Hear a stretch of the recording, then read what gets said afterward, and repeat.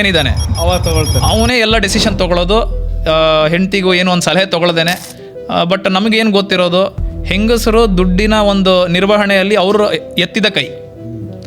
ಅವರಿಗೆ ನೀವು ತಿಳಿಸಿ, ಈ ಥರ ನಾನು ದುಡಿತಾ ಇದ್ದೀನಿ, ಈ ಥರ ನನ್ನ ಖರ್ಚಿದೆ, ಇದು ಮನೆ ಖರ್ಚು ನಿನಗೆ ಗೊತ್ತಿದೆ ಅಲ್ಲ ಅಂತ ಅವ್ರಿಗೆ ತಿಳಿಸಿ ಹೇಳಿದ್ರೆ ಅವರು ನಿಮಗೆ ಯಾವುದಕ್ಕೂ ಒತ್ತಾಯ ಮಾಡಲ್ಲ.